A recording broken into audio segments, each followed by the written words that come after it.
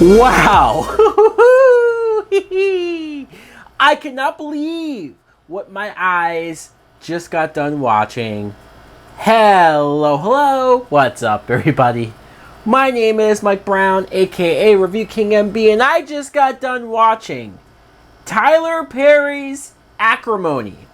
Acrimony is a 2018 film, and holy fuck! This might be the dumbest, craziest, most over-the-top film of the year. This is written, produced, and directed by Tyler Perry, so this is all him. Everything.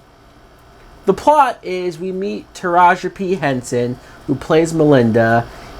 She's talking to her therapist at the beginning about her life, but mostly this relationship that she has been in for years with this guy, Robert, who she met in college. She fell in love with him. She did everything for him. And when I mean everything, I mean everything. To the point where she looks like an idiot. Because clearly he's taking advantage of her. Clearly he's just using her for her money that she got from her mother's death. And he's trying to start his own business with this battery thing. Long story short, he cheated on her, but they stayed together. They got married. It still didn't work out. She finally leaves him, only for him to make it big, for his battery to hit. He makes all this money, and she gets so jealous and resentful that he's not with her now, that he's with another woman, incensed, with rage, and almost becomes a serial killer. Almost. This movie is so insane, just like Taraji P. Henson, her character. Look, when it started out, and the beginning, the first maybe half or so of the film is flashback. Melinda was very naive. Her mother had just died. She was very vulnerable, so you can maybe understand once or twice where she gets roped up in this guy's lies. Yeah, he cheated on her. She never really forgave him for it, but she stayed with him. And she just kept burning through money. And that's when you started to think, she's just dumb. She's dumb. She's an idiot. And of course this guy is going to take advantage of her. Of course. She is so willing to keep giving him money. It's not his fault. It's almost like, yeah, he's going to take advantage of that. Yeah, if she's going to, sometimes she even offers, hey, I'll pay for the rest of your tuition for college. Yeah, I'll buy you a car. Yeah, I'll buy this and buy that until I'm negative in my account, until I foreclose the house, her mother's house. All of this stuff that you're just sitting there and you're going, well, wow, what is this movie trying to tell me? That this woman is just dumb? Absolutely dumb, and she's just burning herself over and over and over and over again. Then you get to the point where they get married, and they're still trying to work it out. Then he gets a meeting. Then things start to happen for him, but because the woman he was meeting with for the meeting accidentally leaves her purse in his car, and Taraji P. Henson finds it, she blows up, thinks that he's cheating again, and they have this big fallout. So that's when you go, okay, what is happening now? You have her sisters telling her, look, leave the guy. There's even moments when in the scenes where she's talking to the therapist, she keeps saying, I just wish somebody told me in the beginning to stay away from this guy. I just wish that somebody warned me about him. And then you see her sisters constantly telling her to stay away from the guy, to leave him, that he's no good, he's using her. And she just continues to do it. That's where you don't feel bad for her. That's where you say she's just dumb. But then when she finally leaves him, she finally says enough. She starts dating somebody new. He starts dating somebody new. And then the battery takes. And he makes millions of dollars. Then, I don't even care about spoilers. I don't.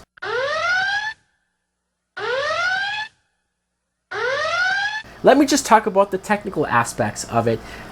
Tyler Perry, as a director, as a writer, is horrible. He is. I admit, I haven't seen a lot of his directed movies. I haven't seen any Medea films, but his writing is so exaggerated. These characters that he writes are so exaggerated, so over the top that it's hard to relate to them. And when you try to relate to a character, when you try to understand them, they go so far left that you scratch your head. And all these other characters, like the Robert character, who the older version of him is played by Lyric Bent, who is an actor I like because he was in the Saw movie. But when he comes to her at her job, gives her flowers, not to get back with her, which is what she thinks, and she's all cocky, like, we're never going to get back together. And he says, I know, I'm just saying sorry. I'm giving you this check worth $10 million. $10 million. Way more than whatever she invested. He's paying her back and then some. He's basically letting her live comfortable. She's rich! And not only that, he buys the mother's house that got foreclosed. He bought it back for her. And what does she do?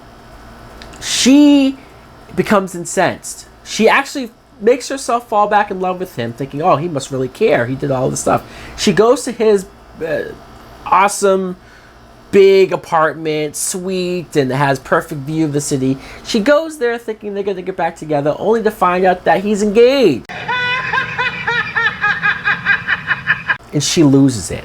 From that point on, she becomes even crazier than Glenn Close in Fatal Attraction, if that's possible. But trust me, if you watch the movie, it's indeed possible. It's indeed the case. She loses her fucking mind. She's constantly looking at this girl's Facebook page, at all of the pictures and posts of their engagement, and she stalks them, and she cuts up all these pictures. This is like the trashiest Jerry Springer-like story you probably have ever seen. My mind is blown. That's why I'm feeling the need to talk about it in detail, in length, and I don't give a fuck if I'm spoiling it.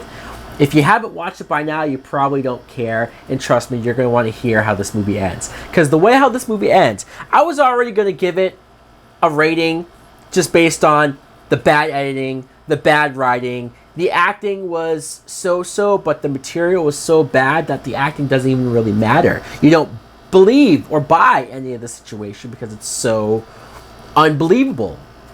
The very end of the movie is you see Robert and his new wife on this boat. They're sweet. They're all going to be on their honeymoon. Taraji P. Henson somehow winds up on this boat. I don't know how she got there, if she swam to them, but she doesn't look wet when she gets there. You don't see a boat that she could have used to get up there, but she gets there. She has a gun. She holds off all of the boat workers, tells them to jump off. One by one, they're jumping off the boat. What? No. This is so ridiculous. I sat here with my mouth open, laughing maniacally because I could not believe how dumb and how crazy this got by the end. She shoots Robert. The wife shows up and she chases after her. It turns into a horror movie. The very last shot of her getting tangled up in the anchor from the boat, drowns in the water, and the movie just ends like that. I was honestly, the shot of Taraji P. Henson in the water, I was expecting her to open her eyes, like at the end of Friday the 13th, Part 6, Jason Lives, when he's trapped underwater and his eyes were open as well. I was waiting for that. And I would not be surprised if the movie did do that. This is one of those films where I don't understand the point of it. The reason why I felt the need to talk about all of this plot point, and especially the ending, is that when the credits started, I said, what was the point of the story? What's the moral of the story? Was I supposed to feel bad for Taraji P. Henson? Because I definitely did not. She came off as so unlikable, so unreasonable, so batshit crazy. The movie was trying to make her look sympathetic. The movie was trying to make her look relatable to women out there who I'm sure has been cheated on and has stayed with the guy who cheated on them, but they wanted to be that same person when she rams her car into the RV, or when she does this and that and sticks up for herself. It was probably trying to cater to those women to say, yeah, I want to be that. But then when she completely snaps, when something in her mind, some chemical in her mind changes and she turns crazy, who is supposed to relate to that? Who is this movie for? Tyler Perry, what the fuck?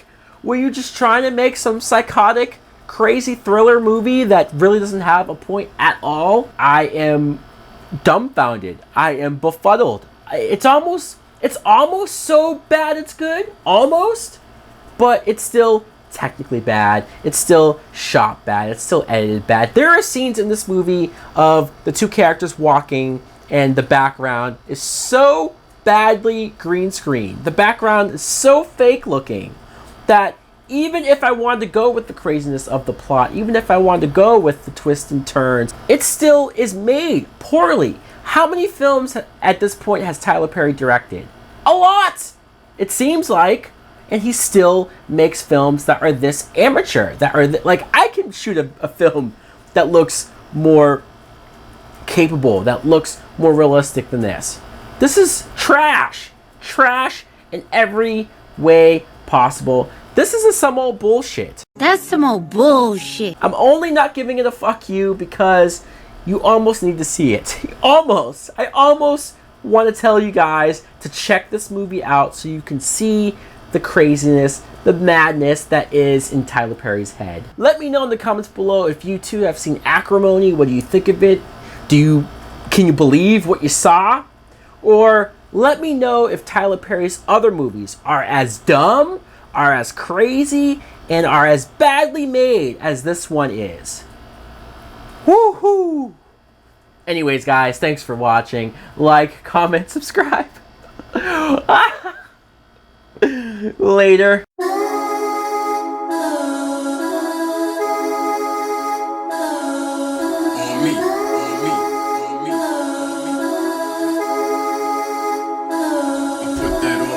Skip a beat, I never press repeat forever, ripping smooth as leather season. Lemon pepper, gotta piece it together like I wrote it in an etch a sketch. Concentration breaks away, it shakes away how lyrics so solid.